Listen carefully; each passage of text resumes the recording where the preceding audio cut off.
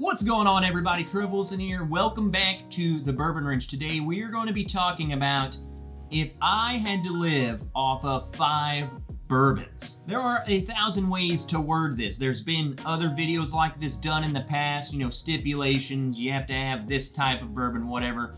I wanted to pose a question of if you got rid of every bourbon you had and you could only go to the store and drink these same 5 bottles forever, what would they be? I don't want any hypothetical, desert island whiskeys. I'm not picking William LaRue Weller and King of Kentucky. You can't get them. I basically want to cover staples in my collection that I can't live without. You know what I'm saying? 5 bottles that I could live forever on. So there are some bottles that I was going to put onto this list, and I did go to my local liquor store today, and turns out some of them were not there. And in fact, some of them I was anticipating not being there. I just wanted to double check, and then I wanted to find a replacement bottle for that, since if I can't get it at the store, then how is it going to make my list? So I wanted something that I can get there.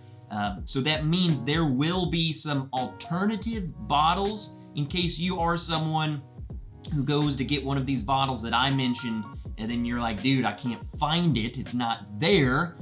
What else can I get, or point you in the right direction? We'll cover it when we get there. Let's just get right into this list. So the first bottle we're going to be talking about is something that I thought of, like I need a daily sipper, kind of lower proof, that I would love to always have. And as a self-proclaimed Maker's Mark fanboy, you know a Maker's Mark's about to be on my list.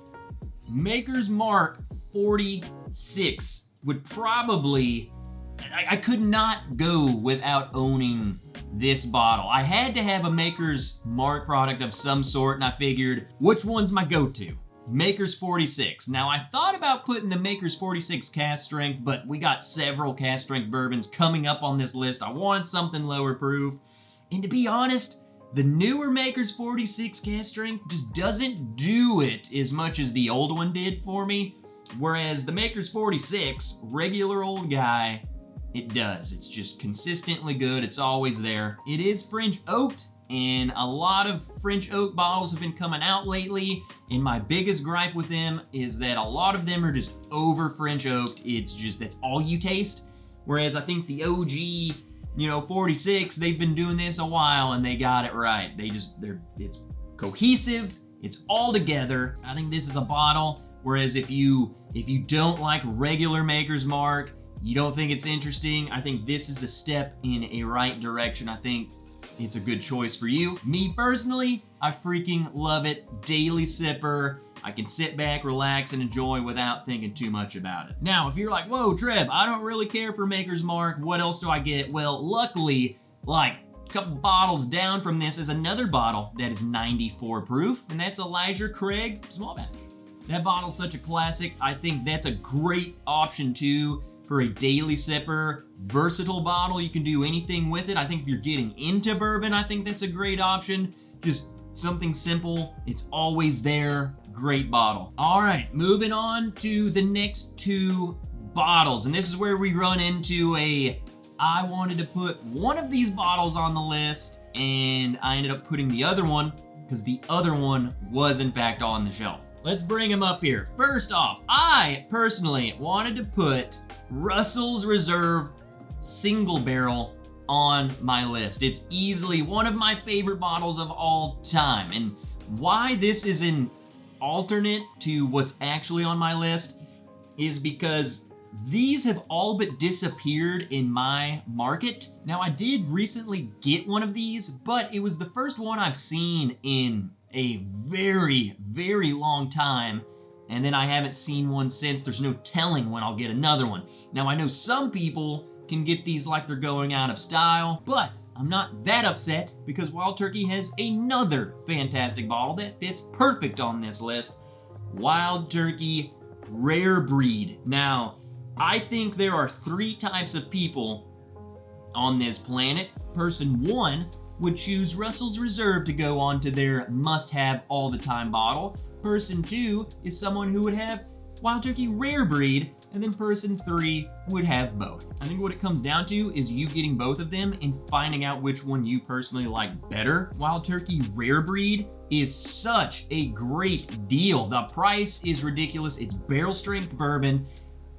In fact, this was my first barrel proof, like actually classified barrel proof bourbon, and it had me hooked. It just opened my eyes to the world of barrel proof. It's just had a soft spot in my heart ever since, but I'm not alone. I feel like this would be on so many people's list, I'm telling you. But then again, Russell's Reserve Single Barrel is one of my favorite bottles of all time. I personally, like if I had to pick between the two, which fortunately I don't, but if I did, I would go with this one. I just can't get it as easily as the Rare Breed. So let me know what you think. How easily can you get either of these bottles, and which one would you pick? All right, moving on to the next one. Just like the last bottle we talked about, this one is kind of an alternate bottle because I can't get the one that I probably would have put on there. So I'm going with, surprise, surprise, Elijah Craig Barrel Proof any batch. Just any Elijah Craig barrel proof batch. I'm not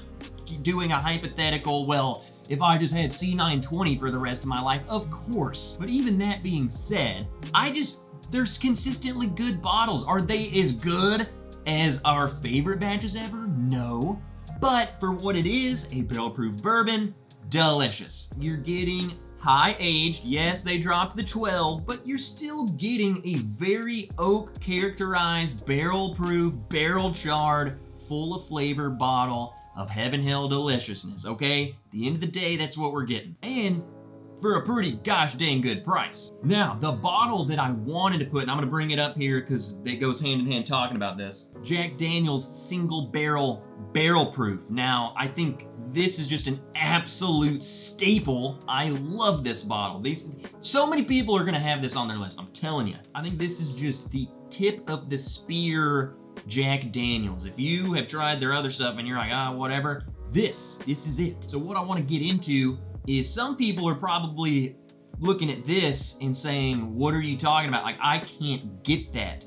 But it's just the market that you're in, because there are people who can go to the store right now and probably find 3 different barrel picks of Jack Daniel's Single Barrel Proof. I haven't even seen the regular offering on the shelf in over a year. But I can go to the store. I went there today and there still was the B batch. And whenever that's gone, I'll only have to wait a month or 2, and bam, there comes the next batch, and it will consistently be there too. It all just depends on the market you're in. So I feel like if you're in either boat, I think both of these are perfect for what we're talking about here. These are staples. These are both staples in my collection. How I get them though, I gotta go out of state. I gotta have people mule them back for me. This I can go to the store and get, so therefore this one's making my list. I think at the end of the day, it depends on which one you can readily get or is easier for you to get. For which one I would recommend. I mean, if you get both of them, just get them both. I mean, honestly, like I would just probably put both of these on my list if it came down to it. All right, let's move on to the next bottle. There are kind of a couple alternates to this because I've really struggled with which one of these I wanted to pick. And that's both Knob Creek. So Knob Creek 9-year small batch, the 100 proof, and Knob Creek 9-year single barrel at 120 proof. I don't know. I love both of these bottles. There's arguments for both of these of just how good and how valued. The value of these are ridiculous, both of them. You know what, I'm just gonna make a call right here. I love the single barrel, it's 120 proof. Again, this is one of the earliest bottles I ever got, and it exposed me to really high proof bourbon, and I fell in love with it. So I got some memories attached, but I'm gonna do something crazy. I'm gonna go with a 9-year small batch. I'm gonna do it. It's my list. We got enough high proof stuff on this list. We need some more lower proof stuff, okay? We don't have to be proof snobs all the time. I think the value of this is ridiculous. 9-year age stated. It's on the shelf for a fantastic price all the gosh dang time. It is so versatile. You can do anything you want with it. I think just the Knob Creek flavor profile, man, it just suits me. You get so much of the barrel versus the other Jim Beam products I think are much more kind of citrusy, orange peanut. An orange peanut for me? That's right. Oh, wow, an orange peanut. Well, I accept you. This is darker, this is barrel-y, this is charry. It feels like, you can just feel the 9-year age statement, okay? Another thing about this bottle that I just absolutely love, and this is just a fun fact behind the scenes of the Bourbon Wrench, Miss Wrench and I love to hike, and one of our traditions is once we reach the destination, once we get to the top, once we see the waterfall, whatever, we always pull out a little flask and we take a little celebratory drink, you know, just to celebrate a good hike, spending time together, making it to the end, and then also have a little bit of whiskey in us to help us get the heck back from where we just came from. So if I had to choose, I gotta have me a good hike whiskey, and Knob Creek 9 Years is just a staple in the Wrench household. All right, let's move on to the last bottle on my list, and this one is an absolute must-own, must-try if you've never tried type of bottle. I think it's just one of the safest bets of, you want something really good and you'll always find it, then just give this a try. It's none other than Old Forester 1920 Prohibition style. I think this fits every single person out there. I'm talking if you're newer into things, you want a next step up. You haven't tried something that's 60 bucks. You want to take that leap. You've never tried something that's, you know, over 100 proof or whatever. I think this fits the bill and it's delicious. Now, I can't promise everyone's gonna love it, but I think this has the highest probability of being a bottle that you're going to really enjoy. It's chocolatey, it's spicy. This was the first bottle, personally, that I ever got the classic banana note. It was the first time. I didn't know what you guys were talking about, and then I was drinking this outside in my, you know, my noob days, and I got it. I got the banana note, and I have not been able to shake it ever since. Now, I can't talk about Old Forester 1920, one of my favorite must-have staples on my bar. It will always be there, without talking about a couple of other Old Forester bottles that, you know, could easily be on this list. In fact, I just want to combine them, just like a trio of bottles that I love and will always have. So if you move over a little bit from the 1920, you will always see the Old Forester 100 proof and the Old Forester 86 proof. Now, they both fit a different role in your collection. The 86 proof is probably one of my favorite sub 90 proof bottles of whiskey. I feel like most bottles that are under 90 are just watery, they're boring, there's nothing going on, they're just cheap, young crap that doesn't really offer you much other than corn. The 86 proof, to me, is the one that has the most amount of banana. It's very sweet and it's crushable. I can just keep pouring that and drinking it and drinking it and drinking it. It's kind of my warm-up pour and/or, you know, slow down for the night trev pour. So absolutely love that one. Even more so than that one, the Old Forester 100 proof. I mean, I almost put it on this list, but I didn't want to be overwhelmed with Old Forester.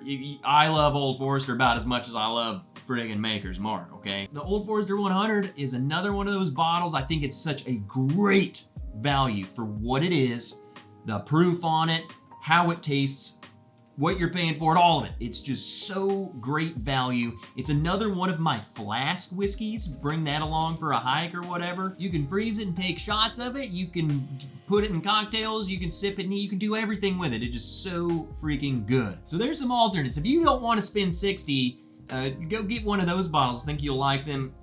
But as far as overall must have on my list, it's gonna go to the 1920. There we go. That's a lot of bottles. That's a lot of talking, not a lot of drinking. So cheers, guys. Go down to the comment section and leave your list. And if you are watching and you just want to know what my list is, what bottles to go buy, go read the comments. You'll be surprised. I bet you You'll see several of these bottles in other people's lists. Remember to leave a like on your way out of here. Subscribe if you are new. And until next time, guys, cheers. I'm Trev Wilson, and I'll see you next video.